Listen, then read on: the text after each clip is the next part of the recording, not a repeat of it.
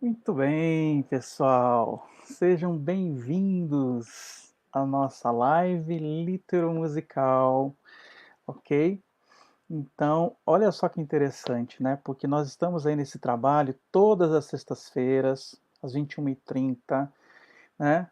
Até sexta-feira passada, nós tivemos 18 apresentações, tá, de artistas de Goiás, tá?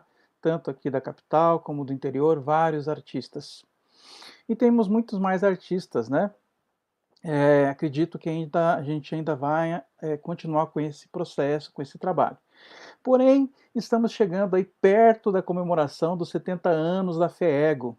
Então, por este motivo, nós vamos fazer deste momento, toda sexta-feira às 21h30, até o dia 2, né, que vai ser na sexta-feira. Dia 3 já é o aniversário da FEEGO, que a gente vai comemorar, né? Então, o que, que vai acontecer? A gente vai dar um início, então, a uma programação especial, Live da Paz, literomusical, né? E nós vamos ter a grata satisfação de receber hoje o Otacílio Rangel e a Andressa Toledo. O Otacílio Rangel é o nosso palestrante, ele é professor sênior do Instituto de Física de São Carlos, Universidade de São Paulo, pesquisador na área de propriedades magnéticas de moléculas de interesses biológicos, espírita desde o ano de 1962, hein, Otacílio? Frequentou a Mocidade Espírita Paulo de Tarso, em Goiânia, na companhia do Paulo Dalto de Oliveira aí. Foi ele que me iniciou na doutrina, inclusive, viu? Até final de 1966. É divulgador da doutrina espírita desde então, autor do livro Das Causas Primárias, publicado pela FEEGO, inclusive, participou do Congresso Espírita de Goiás por 11 anos consecutivos. É coisa pra caramba, é muita história, que maravilha. E aí do seu lado, a Andressa, né, querida Andressa, que já fez uma live conosco, inclusive, uma linda live, só ela cantando. Agora ela vai dar a cor, o som, né, para a palestra do Otacílio. Musicoterapeuta, cantora, evangelizou demais nessa vida, né, Andressa? Realiza palestras musicais e tem gravado canções para o movimento espírita, pois é espírita e a arte espírita representa, ok?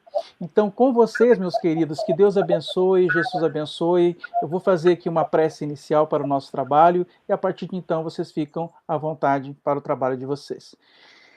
Mestre amado e querido de nossos corações, humildemente queremos agradecer muito, mestre querido, por podermos trabalhar, por podermos ser servos do teu amor, servos da boa nova. Nos inspire hoje para que possamos levar toda essa gratidão, todo esse carinho, através da oratória, através da canção, do som, da harmonia, da leveza.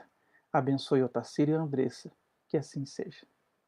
Bom trabalho, meus amigos.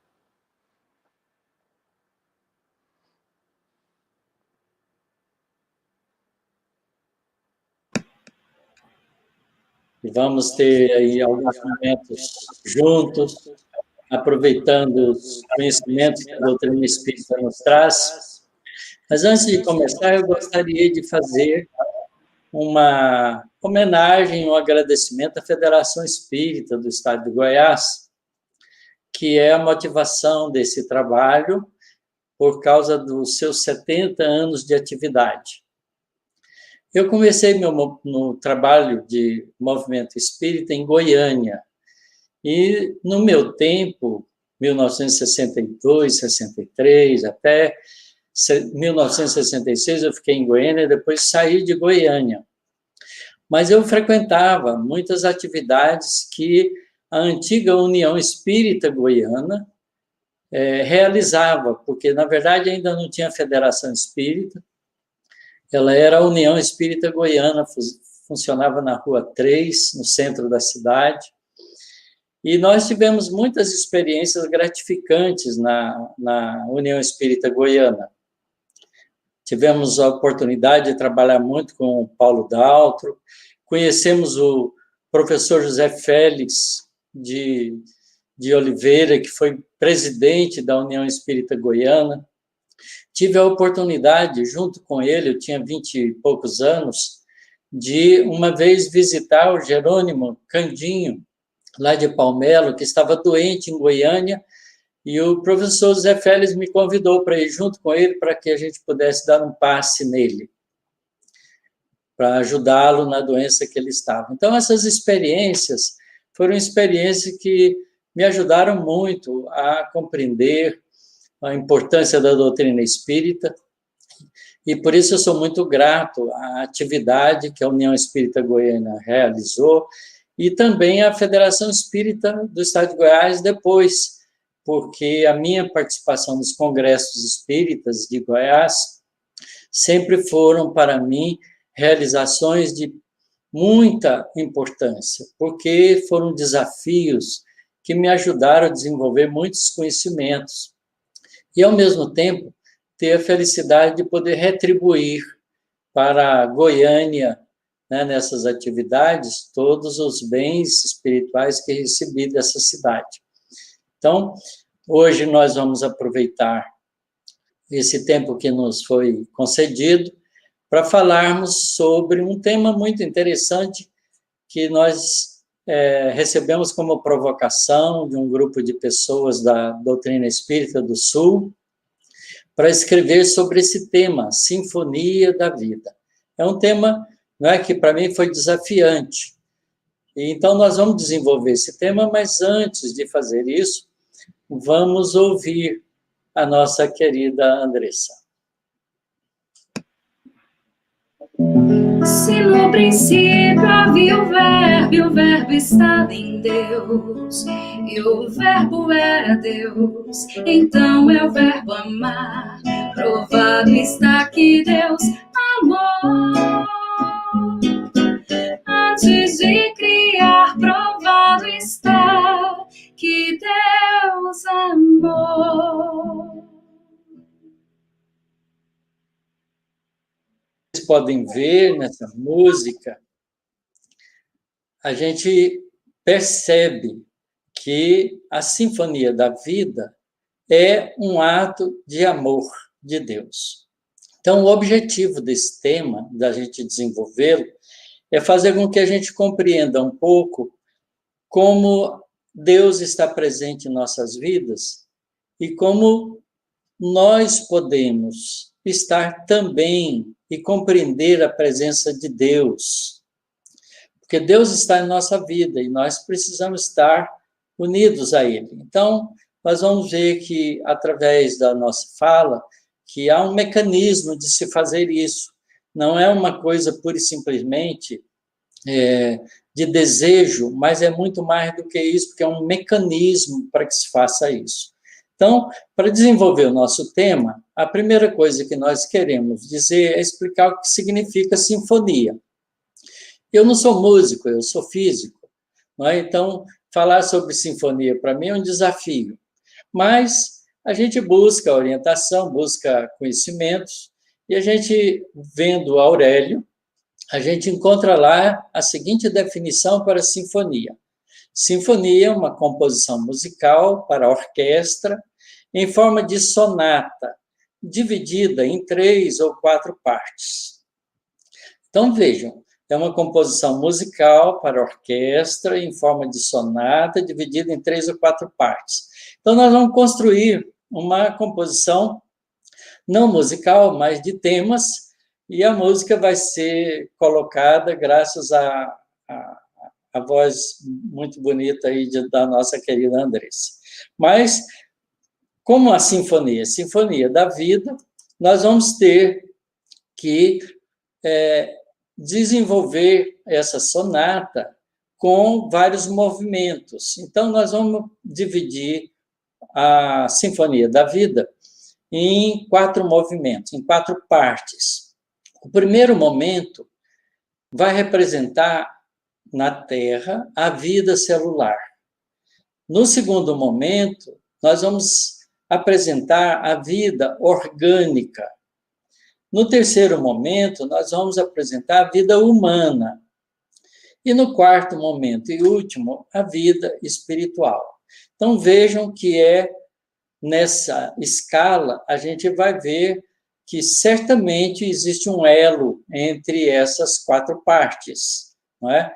Então, nós vamos falar da estrutura que vai compor essa sinfonia e vamos desenvolvê-la nessa sequência: vida celular, vida orgânica, vida humana e vida espiritual.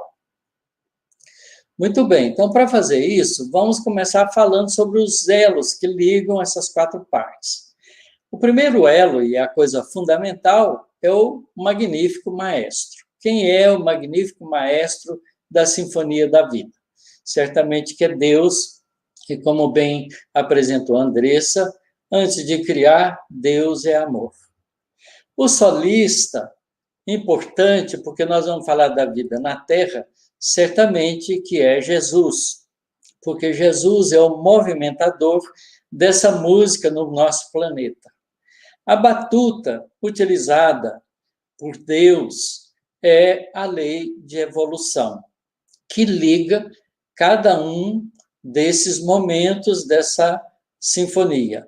E o palco da vida, onde vai ser apresentado essa sinfonia, é o universo inteiro, em especial a Terra para nós, mas ele se dá no universo inteiro. E o universo inteiro está embebido no fluido cósmico universal. Muito bem, então, para a gente entender isso, nós vamos procurar compreender qual é a base de sustentação universal para que a vida se manifeste. Então, o universo, do ponto de vista da doutrina espírita, está constituído de 3 elementos: Deus, o princípio espiritual, ou o espírito, e a matéria e fluido cósmico. Aqui a gente coloca matéria e fluido cósmico porque a matéria é a coisa que impressiona os nossos sentidos, mas ela, substancialmente, ela é realizada, ela é criada, ela é sintetizada através do fluido cósmico universal e pela ação da vontade de espíritos superiores e também de espíritos como nós. Então, Deus, espírito e matéria é a constituição base de sustentação do nosso universo. Vamos falar um pouquinho de cada um desses elementos. Deus. Então, para falar sobre Deus, nós vamos buscar o Livro dos Espíritos, na sua primeira pergunta, onde Kardec especialmente faz uma pergunta a respeito de Deus de uma forma completamente diferente de todos os outros pensadores. Ele pergunta: que é Deus? Geralmente, nós temos uma ideia muito antropomórfica de Deus. Nós não perguntaríamos que é Deus, nós perguntaríamos quem é Deus. Quem é para pessoa, para ser. Então, a gente perguntaria já fazendo um modelo para Deus. Kardec, diferentemente, ele pergunta o que é Deus. Que é Deus significa, pode ser qualquer coisa, não precisa ser um ser modelado previamente pela nossa ideia.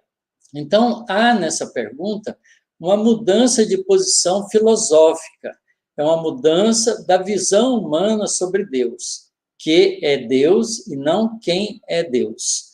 Que é Deus? E os espíritos, então, respondem de uma maneira extremamente resumida, mas contendo tudo aquilo que a gente pode compreender de Deus.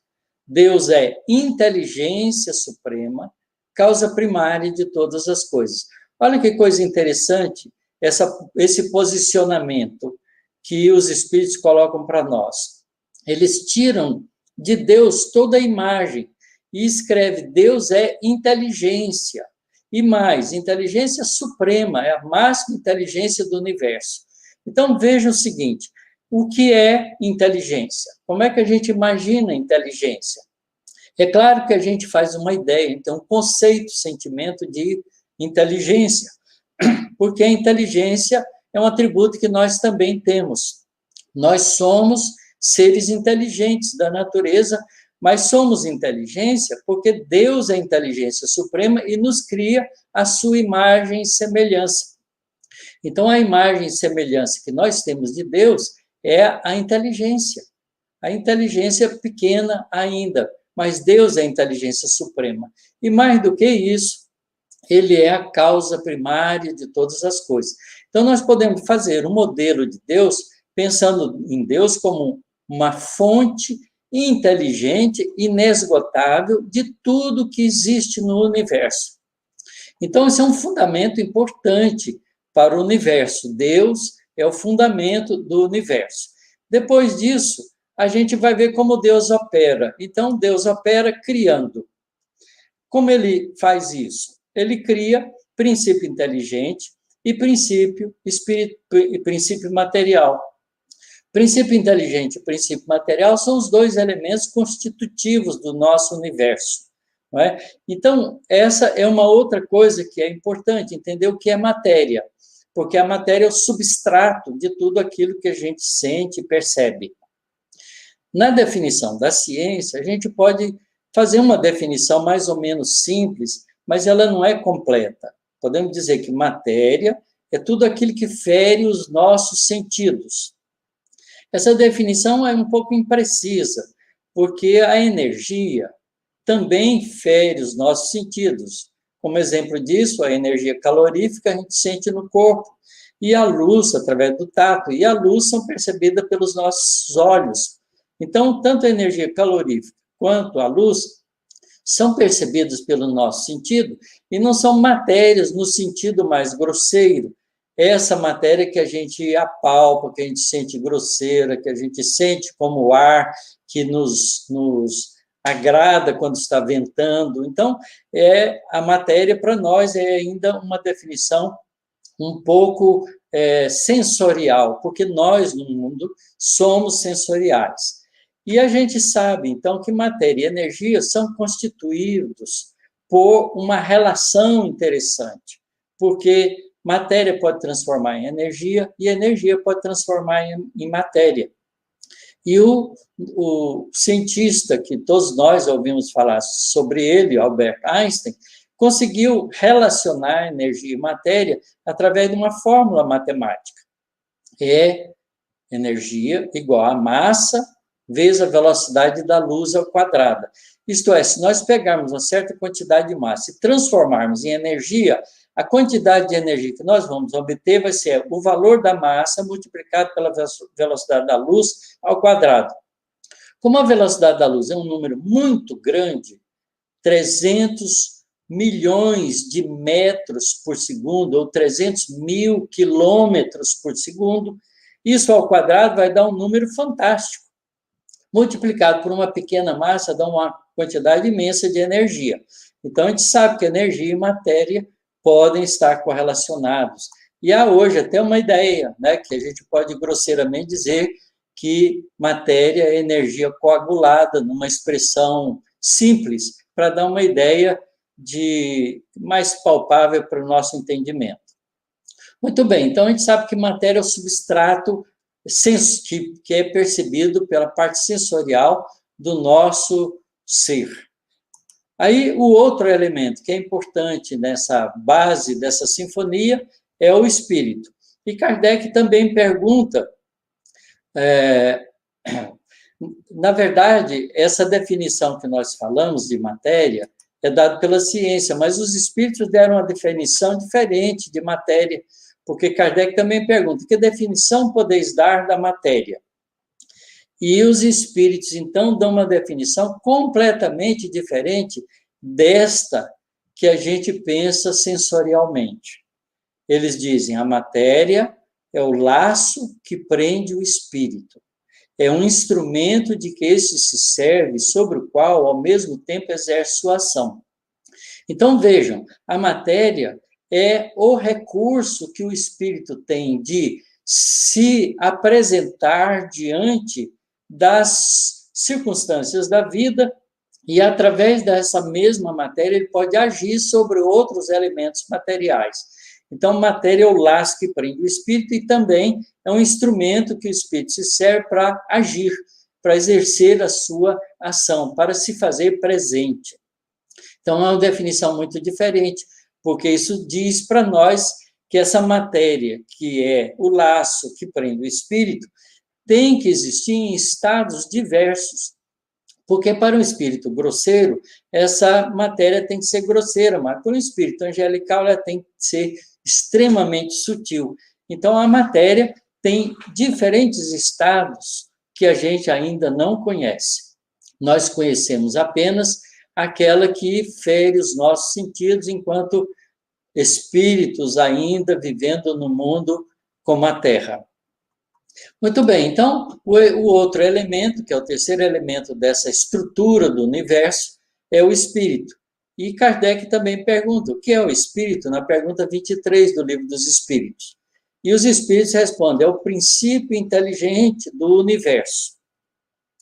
E aqui, então, o princípio inteligente do universo, não é? É tudo, todo tipo de manifestação inteligente significa que existe um espírito por trás, um princípio inteligente por trás. Não é? Isso aqui é muito importante. Então, a nossa relação com Deus é exatamente porque nós somos criaturas inteligentes.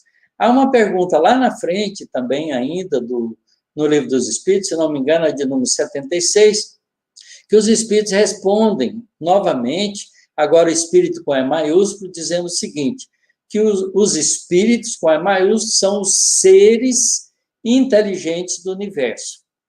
A ideia de princípio inteligente significa que a inteligência, ou o princípio inteligente, começa de uma forma muito rudimentar e evolui ao longo do processo da interação com a matéria, até chegar a ser seres inteligentes, não é, com consciência de si mesmo, que nós chamamos de espírito propriamente dito.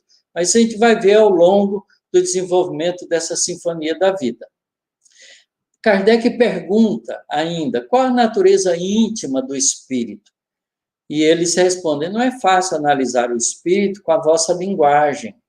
Para vós ele nada é, por não ser palpável. Mas para nós, entretanto, é alguma coisa. Então, o espírito não é uma abstração, é uma realidade do universo que a gente ainda não compreende. Então, a estrutura do universo fica muito bem definida como Deus, Espírito e Matéria na pergunta 27 do Livro dos Espíritos. Porque Kardec pergunta, então há dois elementos gerais do universo, a matéria e o espírito? E eles respondem, sim, e acima de tudo Deus, o Criador, o Pai de todas as coisas. Deus, Espírito e Matéria constitui o princípio de tudo que existe, a Trindade universal. Então, é a estruturação do universo. Portanto, a sinfonia da vida vai se dar com essa estrutura, Deus, Espírito e Matéria. E a gente vai ver isso ao longo da nossa conversa. Mas essa pergunta 27, ela tem um prolongamento, não é? Ela é extensa, e ela apresenta para a gente um novo elemento. Diz o seguinte, mas o elemento material, porque ele está falando de matéria mais grosseira, se tem que juntar o fluido universal, que desempenha o papel intermediário entre o espírito e a matéria propriamente dita. Então, a matéria propriamente dita é a matéria que nós percebemos. Não é? Então, para a gente perceber essa matéria mais grosseira, é preciso que o espírito tenha um recurso para isso. O recurso é esse fluido universal que desempenha uma estrutura corporal sutil para o espírito. Isto é através desse fluido universal que o espírito, propriamente dito, vai se relacionar com a matéria mais grosseira, e faz isso construindo um corpo que a gente poderia dizer semimaterial ou modificado do fluido universal, que é o corpo espiritual perispírito, como chama Allan Kardec. E ele diz o seguinte, não é? Que como a matéria propriamente dita é por demais grosseira, o espírito, então, para exercer a ação sobre ela, precisa desse elemento intermediário. Embora, de certo ponto de vista, continua dizendo os espíritos, seja lícito classificá-lo com um elemento material, ele se distingue desse por propriedades especiais. Se o fluido universal fosse positivamente matéria, razão não haveria para que o espírito também não o fosse, porque o espírito guarda uma intimidade muito grande com o fluido universal, porque é o corpo espiritual. Ele está, então, colocado entre o espírito e a matéria mais grosseira. E é suscetível, esse fluido universal, de fazer grandes mudanças e com inúmeras combinações com a própria matéria, sob a ação do espírito. Então, o espírito age no meio material através desse fluido universal. E pode, então, produzir infinita variedade das coisas que nós conhecemos apenas uma pequena parte. Esse fluido universal primitivo ou elementar, sendo o agente que o espírito se utiliza, é o princípio sem o qual a matéria estaria em perpétuo estado de divisão e nunca adquiriria as qualidades que a gravidade, que a força gravitacional dos corpos massivos dá à matéria. Então, a gente vê que realmente esse é um tema muito interessante, né, que vai nos preparando para compreender o sentido mais amplo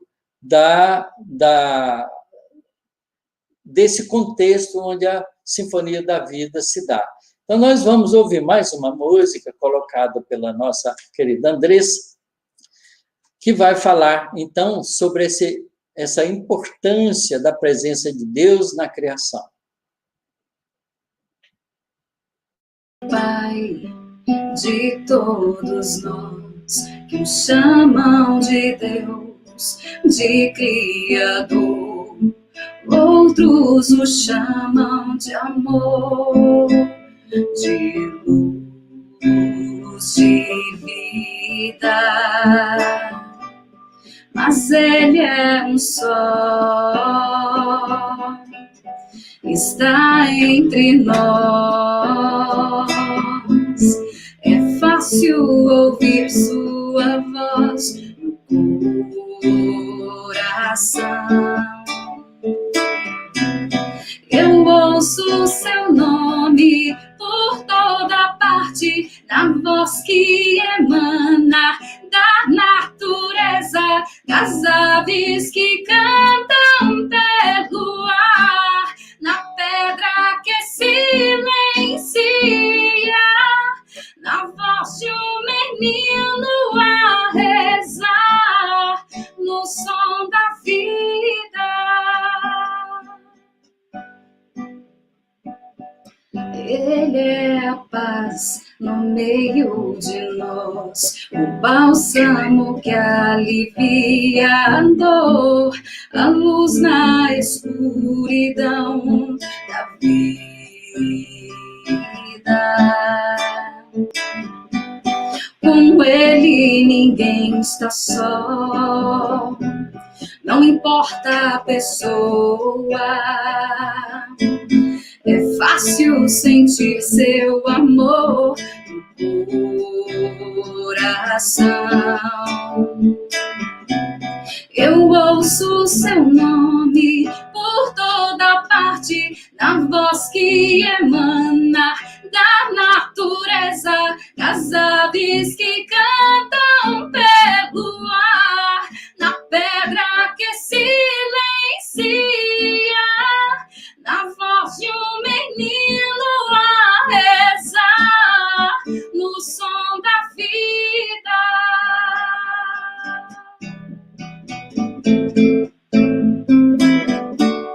No som da vida.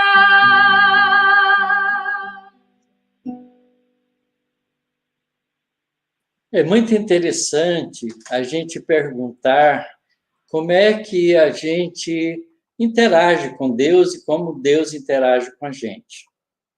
Então, essa maneira de fazer isso está bem explicado por André Luiz no livro Evolução em Dois Mundos, quando ele fala sobre o fluido cósmico. Esse fluido cósmico apresentado na resposta à pergunta 27 do Livro dos Espíritos, ela é ainda pouco compreendida por muitos de nós. Na verdade, a ciência, até hoje, não tem ainda uma ideia do que poderia, qualquer descoberta da ciência até agora, para nós ainda não faz sentido ser relacionado com esse fluido cósmico, porque ele é uma coisa ainda pouco compreendida e não detetada pela nossa ciência. Então, nós não temos um modelo científico para o fluido cósmico ainda. Nós ainda vamos ter que descobrir isso no futuro. Mas André Luiz, no livro Evolução em 12 Mundos, no capítulo 1, ele faz uma fala muito bonita sobre o fluido cósmico. Ele começa dizendo o seguinte: o fluido cósmico é o plasma divino, hausto do Criador, ou força nervosa do todo sábio. Veja que nessa frase ele coloca 3 conceitos, né? 3 comparações, para que a gente possa entender o significado desse fluido cósmico. É o plasma divino. O que é o plasma? Olha, no nosso organismo, a gente tem a nossa corrente sanguínea, não é, que circula nas nossas artérias e veias. Quando a gente tira o sangue e deixa precipitar toda a parte vermelha do sangue, que são as hemácias, aquilo que sobra é o plasma sanguíneo. Quer dizer, é onde as células vermelhas que levam a processo respiratório para o nosso organismo inteiro circula. Então, ele faz uma comparação com isso, né? Quer dizer, o fluido cósmico é o plasma divino, é aonde nós estamos embebidos e aproveitamos desses recursos energéticos para a nossa própria existência. Então, a ideia de plasma vem daí. Hausto do Criador significa a respiração de Deus, ou, se quiserem ainda, a força nervosa do todo sábio de Deus. Então, a gente compreende que esse fluido cósmico é um mecanismo que Deus está presente em todos os pontos do universo. Deus cria o fluido cósmico e, através dele, se comunica com todos os lugares. Ele é onipresente no universo inteiro, na sua criação. E, certamente, com isso mesmo, é onipresente em Deus também. Então, a gente pode dizer, como ele mesmo diz, aliás, isso é uma frase de, se não me engano, de Paulo, nesse elemento primordial, vibram e vivem constelações e sóis, mundos e seres como peixes no oceano. Veja, então, a ideia do fluido cósmico. Ele preenche o universo inteiro e nesse elemento primordial, no qual o espírito propriamente dito também vai agir, vai se vestir dele e vai agir sobre ele com a força da mente, não é? E vai fazer tudo em cima desse elemento primordial, que tudo funciona, vibram e vivem constelações e sóis, mundos e seres, como peixes no oceano. Então, esse dizer de André Luiz é um dizer muito interessante, porque dá uma ideia para a gente como a gente deve pensar no fluido cósmico, e pensar no fluido cósmico como um meio de comunicação entre Deus, Criador, com as suas criaturas, e das suas criaturas com ele também. Então, quando nós oramos, por exemplo, quando nós pensamos em Deus, nós movimentamos esse fluido universal com a nossa força mental, e Deus percebe isso de nós, porque esse é um meio de mecanismo, da mesma maneira que Deus nos ama através da transmissão de todos os recursos que a gente precisa para a nossa vida, para o nosso processo de crescimento, através do fluido cósmico universal. Então, é muito interessante. E ele, nesse capítulo, André Luiz, nós não vamos entrar em detalhe, mas ele fala sobre todas as ações em planos maiores e em planos menores das mentes, dos espíritos. Então, a gente pode dizer sobre a cocriação em plano maior, onde os espíritos superiores, os espíritos angelicais, como Jesus, trabalham criando sistemas planetários novos, agindo sobre esse elemento e formando novas estrelas, novos sistemas planetários, novos aglomerados de estrelas, enfim, toda a estrutura que o universo está em funcionamento. Porque essa é uma das coisas que a gente tem que mudar nos nossos conceitos. Deus não criou o universo. Deus cria o universo. Cria, continua criando. Ele nunca parou de criar. Há estrelas novas que estão surgindo, como há estrelas muito velhas. Por exemplo, a gente falando do nosso Sol, o nosso Sol é uma estrela que já tem 5 bilhões de anos. 5 bilhões de anos. E as Pleiades, por exemplo, são estrelas jovens, têm 200 milhões de anos só. 200 milhões de anos comparado com 5 bilhões de anos, há uma grande diferença de número, de tempo aí. Então, as Pleiades são estrelas jovenzinhas, ainda não tem sistema planetário formado, não é? Mas o nosso Sol já tem todo um sistema planetário em funcionamento. Porque Deus não criou, Deus cria, continua criando, e cria através da ação desses espíritos superiores que são os ministros de Deus. Cria-se, então, impérios estelares, cria-se galáxias, cria-se estruturas de átomos, né? Expressam as ações de todas as coisas da natureza através das forças atômicas, das forças nucleares. Do mesmo modo que nós, como espíritos ainda em desenvolvimento, fazemos co-criação em plano menor. Uma das coisas que a gente pode compreender claramente, por exemplo, como é que foi criado o nosso lar, a colônia Nosso Lar? Foi criado pela mente de alguns espíritos que se reuniram ali para formar uma cidade. Então, eles agem com a mente sobre o fluido universal e estruturam uma cidade no plano espiritual. As regiões de sombra, os umbrais, né, que tão bem descrito por André Luiz, são criados pelas mentes perturbadas, porque elas projetam de si mesmos ambientes de escuridão, de cavernas, de construções ainda pobres, cheias de dificuldades, né, como descreve André Luiz, porque eles ainda não sabem agir com valores maiores sobre o fluido cósmico universal para criar coisas bonitas. Então, quando a gente pensa, a gente age sobre o fluido cósmico universal. Então, compete-nos, pois, a notar que o fluido cósmico, ou plasma divina, é a força em que todos vivemos, nos ângulos variados da natureza. Motivo pelo qual, diz o André Luiz, se afirmou, com toda a razão, que em Deus nos movemos e existimos. Quem disse isso foi Paulo de Tarso, né? Em Deus nos movemos e existimos. Então, vamos, com esses elementos que a gente tem agora, Deus, Espírito, Matéria, Fluido Cósmico Universal, vamos entrar na nossa sinfonia.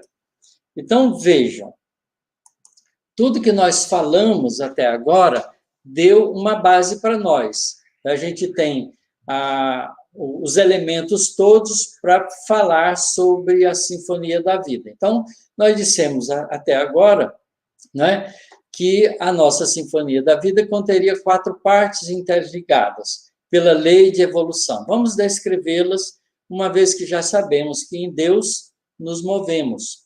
E por isso ele está em nós, e nós estamos nele, através do perene contato do fluido universal, que é o meio de manifestação divina e de manifestação nossa.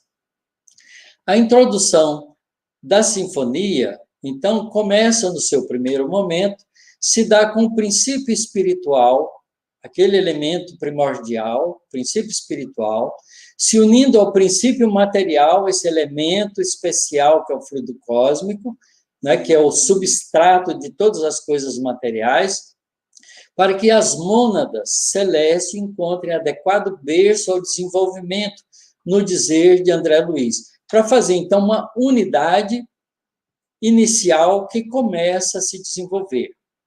Essas mônadas se materializam nas primeiras vidas unicelulares e inicia-se através do processo de experienciação a acumular recursos de primitiva memória no seu desenvolvimento. Então, vejam, a gente quando pensa numa célula, naquela célula, isolada, vivendo por conta própria, existe um princípio espiritual. E esse princípio espiritual vai através dessa estrutura biológica, né, já previamente num processo de desenvolvimento formada, para dar ao princípio inteligente condições de ter experiências na vida. Então, é o primeiro momento dessa sinfonia.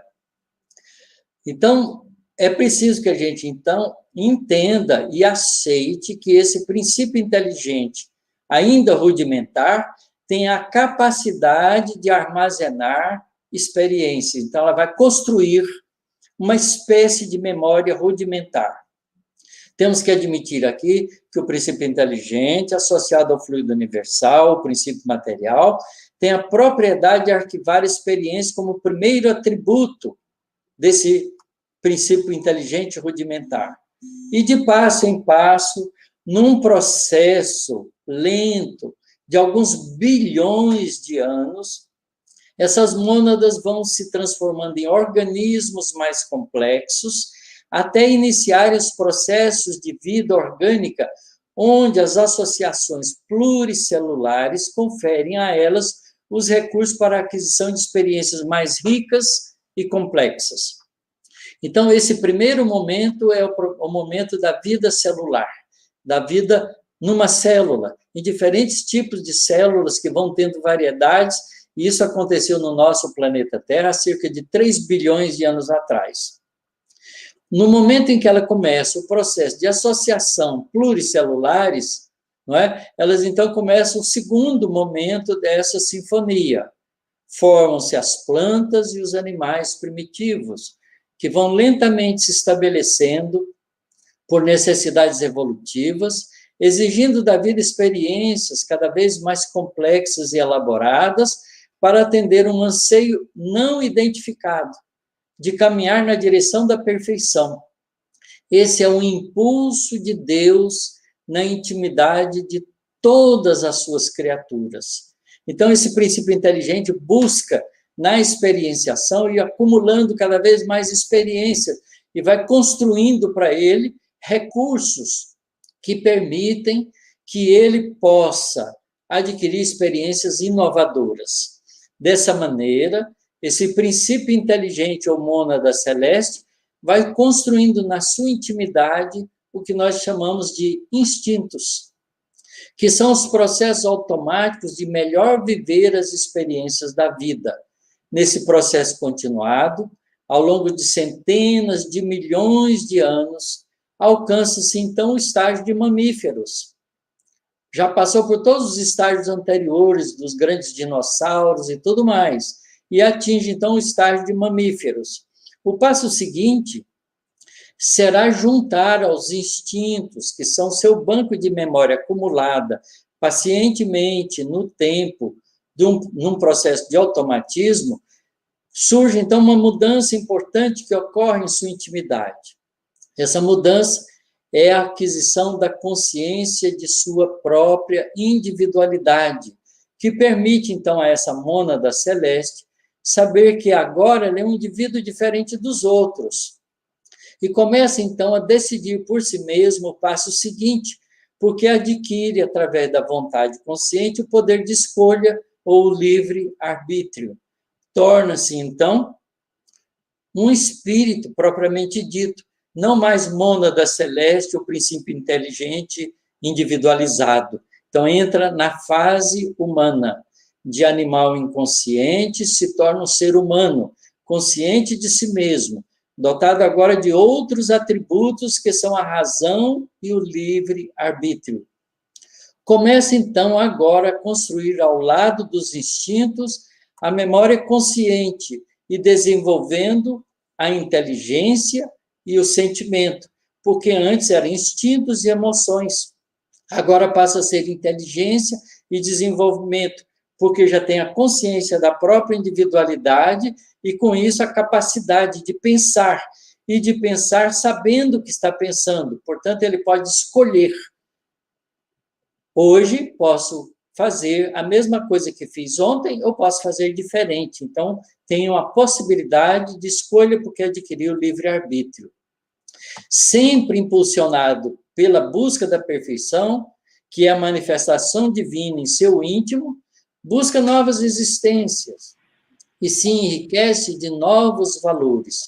Isto é a sinfonia da vida, nesse primeiro e segundo momento, se manifestando nos mundos primitivos. Vamos ouvir mais uma música. À noite no céu são estrelas que brilham, seus olhos que brilham também. Descobrem no céu mil sinais que cintilam, sem ver todas elas, porém. São muitas moradas no espaço infinito, são lares distantes daqui, são sóis de energia, cercados de vida, em mundos a evoluir. São tantas moradas, são outras pousadas de almas irmãs como eu. São educandários, interplanetários, moradas do reino de Deus. São tantas moradas, são outras pousadas de almas irmãs como eu. São educandários, interplanetários, moradas do reino de Deus.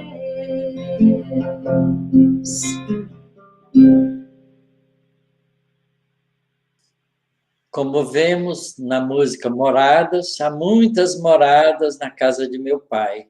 Então, a gente pode dizer que esse primeiro e segundo momento e o atingimento do terceiro momento, que é a fase humana, se dá nos mundos primitivos.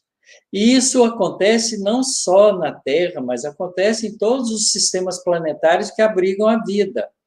A forma da vida pode ser levemente diferente, adaptada a esses mundos, mas a sinfonia da vida será a mesma. Então, a gente começa, a partir daí, o terceiro momento dessa maravilhosa sinfonia.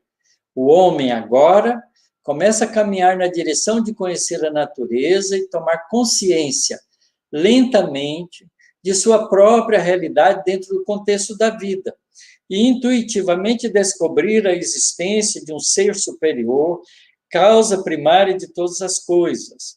Vai consolidando as novas experiências e relacionando-as com o Ser Supremo, e desenvolve, a partir desses impulsos íntimos, o conhecimento de sua realidade física e espiritual, através do mecanismo do nascimento e da morte. São os períodos que a gente vai encontrando nos mundos primitivos, que evolui depois para o mundo de provas, expiações e provas. A Terra já passou pelos mundos primitivos, nós estamos no mundo de expiações e provas, e na parte final do mundo de expiações e provas. De passo em passo, através do mecanismo de Deus, que são suas leis, o ser humano e espiritual ao mesmo tempo vai se conscientizando de suas duas realidades, aquela no corpo enquanto encarnado e fora dele enquanto desencarnado, até adquirir a certeza da sua realidade espiritual, mesmo estando no corpo físico, tendo a certeza de que ele é um espírito vestido com a roupagem biológica, mas ele é imortal, caminhando, então, na conquista definitiva da sua realidade transcendente, que o faz entrar, então, na era do espírito. Ele aqui, no final dos processos da vida no mundo de expiações e provas, o espírito ou ser humano adquire a consciência da sua realidade espiritual. Vejam que lá atrás, no processo de mudança do mundo animal para o mundo humano, o princípio inteligente dá um salto porque ele adquire a consciência da sua própria individualidade. Ele pode dizer, eu sou diferente dos outros. Eu e os outros. Quer dizer, a gente começa naquele momento a se ver diferenciado, separado do ambiente onde a gente vive. Por isso é que a gente desenvolve com isso a ideia egoística, porque ela é natural no processo de evolução, porque ela vem dos instintos mais primitivos de sobrevivência, de permanência da vida. Então, isso é um passo natural. Essas aparentes paixões que o espírito mais primitivo tem são mecanismos naturais de impulsioná-lo para frente, para que ele depois, adquirindo uma consciência mais aguda, vai resolvendo esses problemas, controlando-os, porque apesar de ele ter um instinto, ele pode, com a inteligência e com a consciência de si mesmo, usando, portanto, a razão, controlar-se, ser dono de si próprio. Isso leva muitos séculos, muitos milênios para ser adquirido, mas ele acaba chegando a isso.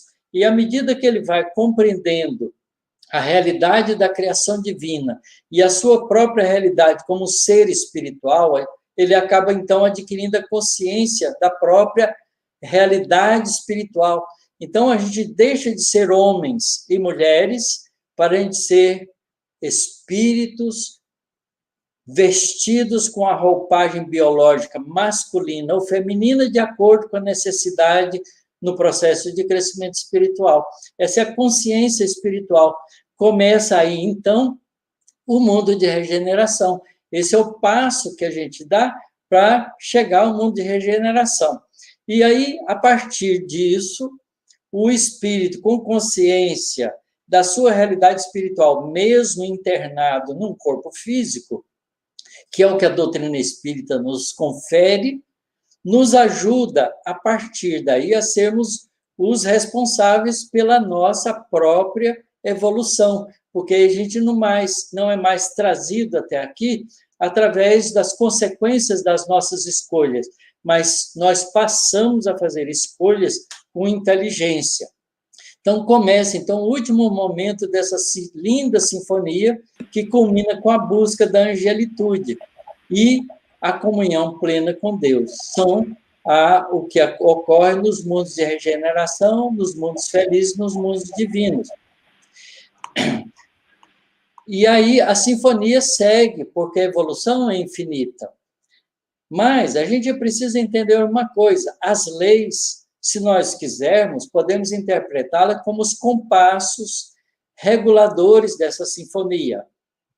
E essas leis se chamam lei de evolução, que é um impulso de Deus dentro de nós, a lei de reencarnação, ou processo repetitivo com um passo à frente, o que inclui a vida orgânica e espiritual, com o nascimento e a morte do corpo físico. A lei de livre-arbítrio, que é a aquisição que a gente passou a ter, não é, da consciência da própria individualidade e da capacidade de escolha que a gente vai fazendo, e à medida que a gente evolui, a gente vai melhorando essa capacidade de escolha. E a lei de responsabilidade, ou lei de causa e efeito, porque essa lei é a lei que regula a responsabilidade das nossas escolhas. Vamos ouvir mais uma música que fala sobre isso. Ciência divina, luzes do Consolador, envolvendo a terra em caridade e amor, revelando a vida de meu eu, a que sobrevive as dores do adeus, dor e sofrimento que na terra me envolver, ilumina minha vida e faz feliz meu ser.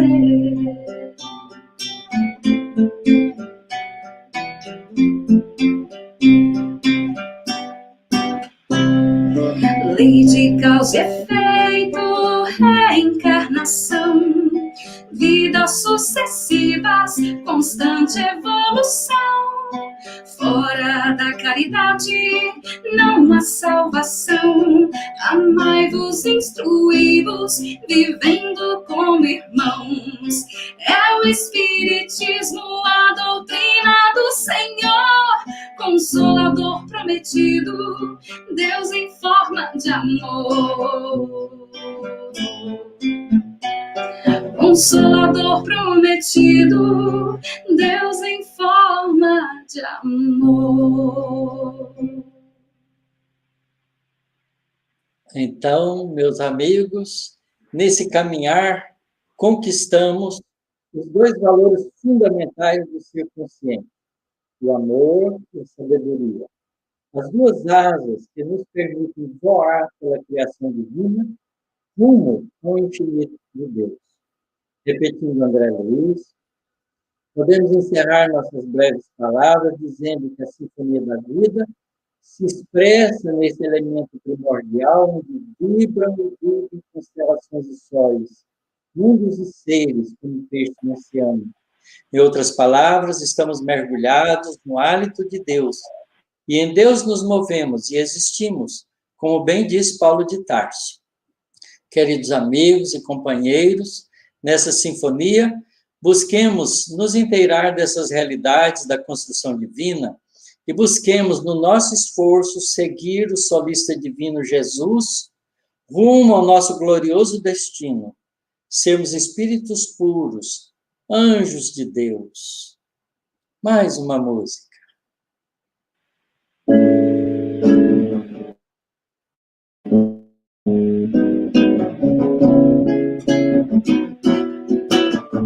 Quero ser um anjo, quero ser imortal, quero ser um pensamento sideral. Quero viajar na velocidade da luz, ir aonde o pensamento me conduz. Me leva até onde o céu está. Tem dor, tem medo não. Na luz que extermina a escuridão, na paz, na voz que me faz ressoar. Quero ser um anjo, quero ser imortal, quero ser um pensamento sideral. Quero viajar na velocidade da luz, ir aonde o pensamento me conduz. Andar sem precisar de chão, voar, nem asas, nem balão. Liberdade, meu porto final, a paz, a voz que me faz ressoar. Quero ser um anjo, quero ser imortal, quero ser um pensamento sideral. Quero viajar na velocidade da luz, ir aonde o pensamento me conduz.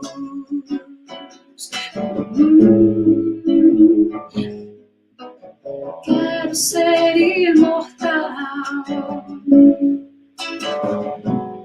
sideral.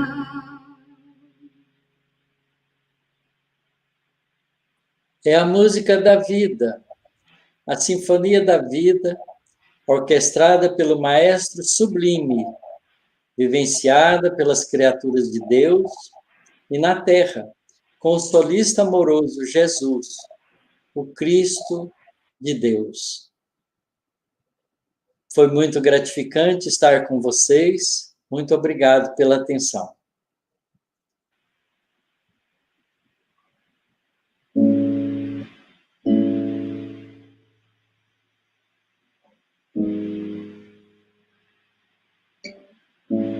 Quero ser um anjo, quero ser imortal, quero ser um pensamento sideral.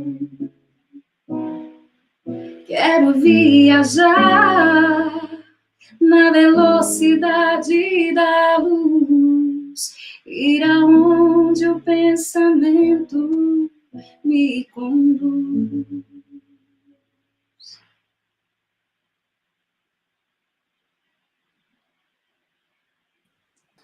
Muito bem. Que maravilha, que banquete de amor, que banquete de luz, né, gente? Olha aí, Otacílio. Quero agradecer de coração, viu? Você é uma pessoa especial. Temos um carinho enorme por você. Você tem uma história com a FEEGO, né? E colaborou, né, para a construção do que a FEEGO é hoje também, né? Então, isso para nós é admirável, sabe? É um exemplo para todos nós. Obrigado pela sua participação, pela sua disposição e disponibilidade de estar aqui conosco, tá? Receba o nosso abraço, nosso beijo, nosso carinho. Andressa, o mesmo, querida, viu? Que maravilha, que voz, que vários comentários aqui, né? Assim, do seu talento. Que bom que esse talento está direcionado ao Cristo, à Boa Nova, ao Evangelho, né? Já evangelizou muito, já cantou muito e continua cantando, né, com um trabalho maravilhoso, produzindo bastante. Tá? Que Deus te abençoe. Obrigado, viu? Muito bom. Vocês realmente abrilhantaram a nossa noite de hoje, né? E começamos com vocês e começamos muito bem, tá? Quero agradecer também a todos que estão aí conosco, conectados nessa live, e sabemos que pelo fluido cósmico universal nós estamos realmente conectados, né? Não é, Otacílio? Nós Isso estamos mesmo. intimamente conectados, a gente sente a energia no ar aqui, uma energia linda e maravilhosa, arrepiante, né? É uma energia que nos emociona. Muito obrigado. Bom, quero falar sobre o que teremos pela frente antes de fecharmos com uma prece. No dia 11 de setembro, tá? Que vai ser na sexta-feira que vem, nós vamos ter Simão Pedro falando e o Michel Silveira e a Virgínia Dias estarão junto com ele cantando também, tá? Então nós vamos continuar com as lives litero-musicais. No dia 18 de setembro será o Roosevelt Thiago com o grupo Luz, que é o grupo lá de Jataí, e eles também vão nos abrilhantar. Dia 25 de setembro vai ser o Saulo César e o grupo Atitude Cristã, a banda Atitude Cristã, de São Luís do Montes Belos. E no dia 2 de outubro nós teremos a Eulália Bueno, que está conosco inclusive aí, né? Maravilha, aqui na live, tá? E eu estarei acompanhando ela. Gente, quero agradecer de coração pela presença de vocês. E agora, entrando em sintonia, mais uma vez, mestre amado querido, queremos agradecer por esse banquete de conhecimento, de ensinamentos que fazem com que nós possamos aprofundar mais ainda no nosso eu, aprofundar ainda mais no conhecimento de nós mesmos diante deste universo incomensurável. Como os filhos de Deus, temos todos nós a genética divina. Numa metáfora, né, a herança do Pai. E obrigado, mestre querido, pela oportunidade de servir. Obrigado, mestre querido, por esse aniversário tão especial da nossa querida FEEGO, a casa máter dos centros espíritas do estado de Goiás. Que possamos ser aquelas formiguinhas a levantar cada vez mais esse projeto, esse programa, que é um programa de amor.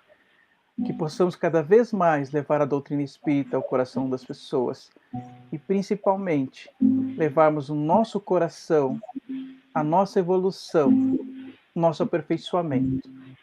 Que assim seja.